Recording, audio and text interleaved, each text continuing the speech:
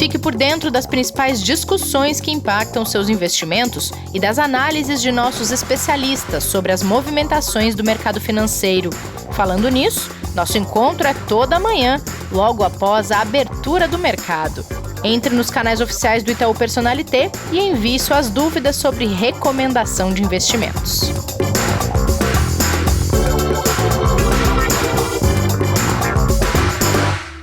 Olá, bem-vindas e bem-vindos ao Investidor em Foco deste dia 24 de maio de 2021, maio chegando ao fim e semana começando aqui pelo podcast. A gente tem muito cenário e muita agenda econômica para atualizar para vocês. A semana vai ser longa, agitada e de estreia aqui. Não esqueçam, na próxima quarta-feira tem quadro novo no Investidor em Foco com a Ana Leone, Dinheiro com Atitude. Fica a dica para quem ainda não anotou na agenda. Já anotou na sua agenda, Kleber? Tá mais que anotado aqui, com a ansiedade e, como eu diria agora, nos últimos tempos, o hype lá em cima, né, Rê? Muito bom dia. O hype. Você tá muito modernoso, Kleber. Opa. Não, e depois, no final de semana, a gente não mistura esportes, né, com nossos comentários aqui de forma nenhuma, totalmente imparcial sempre, mas foi um final de semana muito legal, viu, Rê? Sim, começou a semana diferente. Minha casa e na sua, acredito que tenha sido, né? Todo mundo campeão. Aqui depois de anos. Eu sei. Aqui umas vitórias consecutivas aqui do meu lado. Muito bom. Começamos com, né, boas energias, então. Pelo menos a gente, né? Alguns vão ouvir e falar assim, nem conto. É verdade. Né? Desculpa, gente. Cada um comemora na sua vez, né? Fazer o quê? Isso aí. Kleber, agenda super recheada essa semana, não só aqui, mas também nos Estados Unidos. Lá tem indicadores de consumidores, PIB de primeiro trimestre, índice de preços de gastos com consumo e mais, né? Isso aí, Rê. A gente tem aí uma semana com muitos indicadores importantes, né? A última do mês, então a gente chega numa reta final aí do mês de maio, que não tem sido um mês tão ruim para os investidores, mas muito volátil. Né, quando a gente olha os indicadores em si, a gente ainda vê indicadores ali até que equilibrados, né, e os mercados passando por um momento mais tenso nas últimas semanas, exatamente por causa dessas preocupações de possíveis retiradas de estímulos por lá, né? Então, o que é muito aguardado amanhã é o índice de sentimento do consumidor, né, que sai no mês de maio e vai apresentar exatamente como que está a sensação, né, e até mesmo o dia a dia dos consumidores dos Estados Unidos, se eles já estão olhando para a economia de fato como uma economia que está tomando de volta o seu rumo, né, e a atividade voltando ao normal. A gente tem a leitura, né, a segunda leitura do PIB norte-americano do primeiro trimestre, que vai confirmar ou fazer alguma alteração da última que foi apresentada, que sai na quinta-feira. E um outro dado importante, que é o índice de preços, também ligado, então, à inflação, né, com gastos com consumo. A sigla lá nos Estados Unidos, né, é a PCE, né, ou PCI, como eles colocam, junto com renda pessoal também, do mês de abril, que vão ser apresentados na sexta-feira. Junto, no mesmo dia, a gente tem a publicação de uma proposta orçamentária do Joe Biden, além de pelo menos aí 4 importantes membros do FONC, né, do Fed, fazerem discursos ao longo da semana, e a gente sabe, quando eles falam, pode sim mexer com os mercados, dependendo do direcionamento do discurso que eles apresentarem, né? Verdade, ainda mais que essa questão a respeito da inflação nos Estados Unidos, ela continua sendo um ponto de grande atenção, né, Kleber? Não, continua. A gente teve, né, no final da semana passada também outras conversas que foram realmente apresentando ali a indicação de que a gente pode ter, né, a defesa por parte tanto de dirigentes do Fed ou até mesmo do próprio mercado, mas os do Fed que realmente acabam dando a direção de redução do programa de tapering, né, de recompra de ativos que são feitos por lá e que geram os estímulos econômicos muito fortes para a economia. E na sexta-feira, a gente teve o PMI composto saindo nos Estados Unidos, que subiu para 68,1 pontos, que é o maior desde o início da série histórica, né? A gente nunca teve um dado tão forte para a atividade econômica nos Estados Unidos. Então, é um dado que, apesar de positivo, pode reforçar esse discurso recente dos dirigentes de retirada do taper, né, de redução, pelo menos, né, e de redução dos estímulos. e isso, sem dúvida, vai mexer com os mercados, como a gente acompanhou na semana passada, principalmente, ligado bem ao que você falou também com a preocupação da inflação. É verdade. Agora, tem outro mercado que está num momento de oscilação e volatilidade que investidoras e investidores devem estar com o estômago na boca já, Kleber, que é o de criptomoedas, né? E Exato. não bastasse essas últimas semanas que a gente acompanha uma volatilidade muito alta, a China ainda decidiu controlar as operações com moedas digitais, justificando uma tentativa de evitar riscos financeiros, e é claro que isso também impactou no cenário para as criptomoedas. Olha, Rê, a gente vai tentar explicar um pouco aí do que aconteceu, né, nessas últimas semanas, e a gente tem ali o Bitcoin e as criptomoedas como um ativo realmente, como a gente apresentou aqui, novo, importante, relevante, interessante, que tem um futuro, se a gente pode colocar dessa forma, né, promissor do ponto de vista de desenvolvimento, mas ele ainda é um ativo, né, em um mercado em formação. E todo mercado em formação sofre muito, né, e a sensibilidade é muito maior com grandes movimentos, principalmente como esses que aconteceram, né? Então, o primeiro deles foi esse que você falou, né, que foi da China, que proibiu as instituições financeiras, isso saiu na quarta-feira, lá no dia 19, né, de que essas instituições do país trabalhem com criptomoedas, como Bitcoin, como Ethereum, né, e de todas as formas. Então, impedindo, por exemplo, que tenha prestação de serviço, como empréstimos e investimentos, que envolvam esses ativos. Para acabar reforçando isso, né, ou melhor, reforçando essa questão de apreensão com relação aos ativos, na quinta-feira, né, no dia 20, o Tesouro norte-americano acabou afirmando que iria fortalecer o monitoramento das moedas digitais para também endurecer as suas taxações, né? Ou seja, talvez fazer com que você tenha um controle, né, uma cobrança, né, e principalmente um monitoramento mais forte com essa obrigatoriedade de reporte diretamente ao Tesouro sobre as movimentações. Além dessas decisões, que, lembrando, levaram a falar do Bitcoin aqui no caso, né, tem uma das suas maiores quedas da história, né? Teve outras quedas maiores, teve queda, por exemplo, lá no início, próximo de 2010, 2011, que chegou a bater 94% de queda, né? Quase zerou o valor na época. A gente teve uma queda essa agora, da semana passada, aí, de quase 50%, foi muito forte, né? Ele saiu ali próximo dos seus 60 mil dólares para casa dos 30 mil dólares, né? Chegando ali bater próximo disso. Agora ele está sendo negociado ali na casa dos 36, 37 mil dólares. Então a gente vê uma queda muito grande, e além desses dois pontos importantes de China e Estados Unidos, que são as duas maiores economias do mundo, né? A gente aprendeu aqui que o lugar que mais tem mineração de Bitcoin é na China, né? É na China, sim. As decisões dos governos que acabaram pesando, a gente ainda teve questões que foram especulações, né, sobre uma possível manipulação de mercado, né, apenas especulações, mas sobre, né, o diretor executivo da Tesla, né, o Elon Musk, né, que fez uma série de declarações que acabaram mexendo também com o setor, isso antes dessas decisões de China e Estados Unidos, né, e ele fez isso, né, voltando atrás, né, poucos meses depois da decisão deles, né, da companhia, aceitar o Bitcoin como forma de pagamento para a compra dos automóveis da Tesla, né? Então, foram vários eventos em muito pouco tempo que aconteceram e que mexeram muito com os mercados, mas a gente pode dizer que são eventos que podem ter reflexos de longo prazo, mas que, para a questão de preço, são movimentos ainda de curto prazo, né?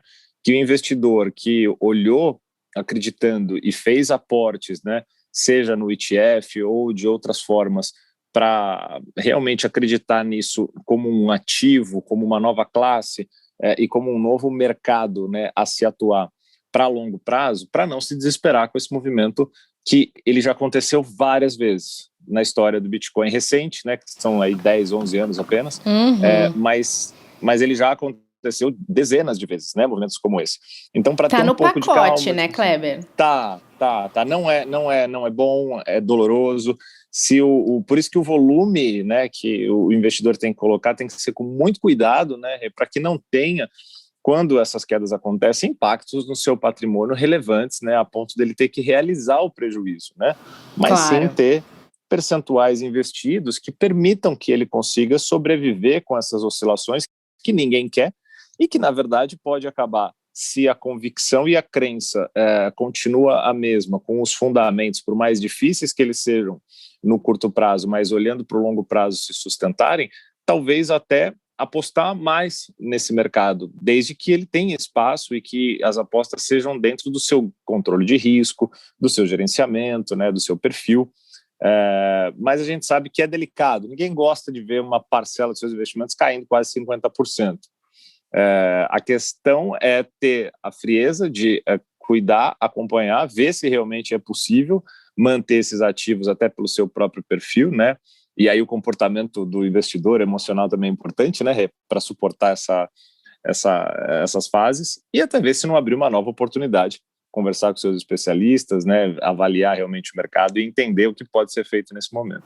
Claro, com certeza, por isso que a gente reforça tanto aqui, né? O Martin sempre fala o quanto é importante a pessoa estar de acordo com o perfil dela na hora de investir, porque o perfil da pessoa não é só uma regra do mercado, né, Kleber? É uma indicação do quanto ela suporta viver esse tipo de adrenalina, né?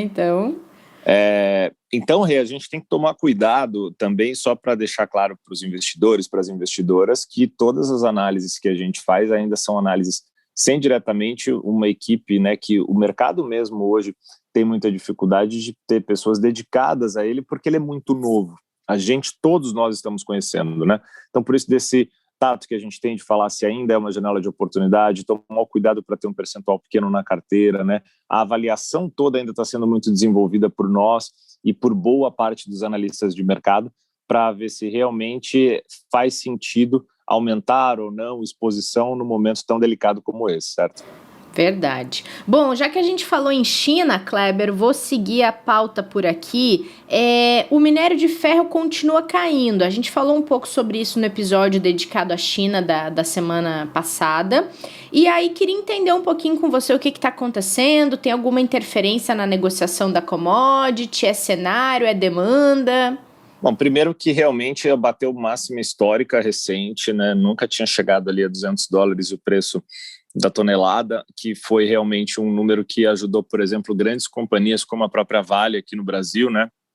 E é um mercado também que mexe com várias outras cadeias, inclusive até pressionando alguns setores da própria inflação, tanto aqui quanto lá fora, né? Essa valorização do minério. Os futuros acabaram despencando nessa segunda-feira, principalmente por uma série de vendas no complexo de metais que a gente teve, né? Depois do órgão de planejamento estatal chinês alertar sobre possíveis manipulações de preços de commodities com a promessa de agir para conter essas negociações especulativas por lá. Tá? A Comissão Nacional de Desenvolvimento e Reforma, que é o principal órgão de planejamento econômico da China, pediu a outras agências do governo, né, que as principais empresas locais de commodities não aumentem os preços, né, durante uma reunião que eles fizeram agora no domingo. Então, a reunião ocorreu depois de um comunicado, né, que o próprio gabinete chinês, na quarta-feira, alertou que o governo poderia atuar para conter o aumento de preços, né, visto como eles sendo irreais no cobre, carvão, aço e também no minério de ferro. Ou seja, quando a gente olha para um cenário como esse, a gente vê que esse controle que pode ser feito acaba mexendo muito com o mercado, pode ser preocupante dependendo da maneira como ele seja feito, né? Não fique livre como ele vinha seguindo nos últimos dias. Então, por causa disso, a gente viu uma queda aí que chegou a bater mais de 5% na manhã dessa segunda-feira. E na Europa, Kleber, a semana vem com o PIB da Alemanha, encontro de ministros de finanças e presidentes de bancos centrais no Reino Unido. Como é que a gente pode esperar do cenário econômico semanal aí na Europa? Isso aí, a gente vai ter essa reunião importante, né, na sexta-feira, com os presidentes ali de bancos centrais do G7, né, junto com ministros de finanças para discutir no Reino Unido os pontos principais ali sobre a economia europeia, né, e o Reino Unido, claro, apesar de fora da zona do euro, super importante, né, nesse contexto todo, e também outros países também de fora ali para falar um pouco sobre a questão tanto dos impactos da pandemia quanto dos estímulos que vêm sendo gerados e o que pode ser feito para essa retomada. Antes disso, a gente vai ter a segunda leitura do PIB da Alemanha, que sai amanhã, né, com a expectativa ali de queda, né, como já foi apresentado, de 1,7% no trimestre, na comparação anual de menos 3%. E no final da semana a gente tem ainda também, ao longo da semana, né, a importante reunião do Conselho Europeu para discutir a pandemia da Covid, né, isso antes dessa reunião do G7 na sexta-feira, que vai falar sobre questões ambientais e relações também entre o próprio Reino Unido e a União Europeia depois do Brexit, que sim, isso é um ponto que a gente discutiu muito no final do ano, né, ao longo ali de 2020, né, a saída, o quão tensa foi, né, essas discussões todas, e agora, após a saída do Reino Unido, né, essas novas relações, como elas vão ser construídas, começam a acontecer em diversos setores, e são importantes para tanto a população europeia quanto a economia global também, os desdobramentos que a gente vai ter por lá. Boa, verdade. Tem muita atenção ainda focada nos desdobramentos do Brexit, que tem coisa que nem começou a ser discutida ainda, né, Kleber? Muita água vai rolar nesse cenário ainda. E para a gente fechar, o que nos reserva, além da CPI da Covid, aqui para o cenário local? Bom, começando por ela, né, em Brasília, a gente tem novos depoimentos, né, que vão ficando no radar ali, que é muito importante a gente acompanhar. A gente não pode descartar, né, o risco, né, e as preocupações que a gente tem com a nova cepa vinda da Índia, né, com alguns casos já sendo detectados dessa nova cepa da Covid-19 aqui no Brasil, que aumentam os temores de um risco de uma terceira onda da pandemia aqui no Brasil, que a gente fica muito na torcida para nem pensar em discutir sobre isso, né? Mas é uma preocupação que começa a ser discutida também até pelo próprio Ministério da Saúde, né? E também a possibilidade de extensão do auxílio emergencial que podem acontecer e acabar impactando, se realmente andar, em relação ao fiscal, gerando um pouco mais de volatilidade para os mercados. Tá? Hoje a gente teve o relatório Focus do Banco Central saindo sem grandes variações da última semana, manteve ali praticamente os mesmos direcionamentos para os principais indicadores, tanto PIB, inflação, quanto Selic, câmbio, né, e o IGPM. IGPM que sai também essa semana, né, outros dados importantes como o próprio resultado do índice na sexta-feira, né? O CAGED a gente tem saindo no mesmo dia, apresentando desempenho também junto o setor público, como que foi no mês de abril, o CAGED falando de empregos. O CAGED ainda não é confirmado, ele às vezes pode mudar, né, mas é esperado que saia na sexta-feira. O IPCA 15 de maio, né, que vai ser divulgado amanhã, e a PNAD contínua com dados de emprego também, junto com dados do governo central, que saem na quinta-feira, fechando aí essa agenda recheada de indicadores, tanto lá fora quanto aqui. Muito bom, Kleber, muito bom para a gente começar essa semana. Nessa terça, no próximo episódio, tem aula com o professor Martim, então a gente se encontra amanhã. Combinado, Rê. Muito obrigado, uma ótima semana a todos. Até amanhã com o professor, a gente volta aqui para ter mais uma aula incrível com ele. Combinado! E obrigada a todo mundo que acompanhou essa abertura da semana aqui no Investidor em Foco. Não esqueçam de seguir o nosso canal na sua plataforma de podcasts favorita. E a gente se encontra no próximo episódio para aula com o professor Martim nessa terça-feira. Até lá! Fique por dentro das principais discussões que impactam seus investimentos e das análises de nossos especialistas sobre as movimentações do mercado financeiro. Falando nisso, nosso encontro é toda manhã, logo após a abertura do mercado. Entre nos canais oficiais do Itaú Personalité e envie suas dúvidas sobre recomendação de investimentos.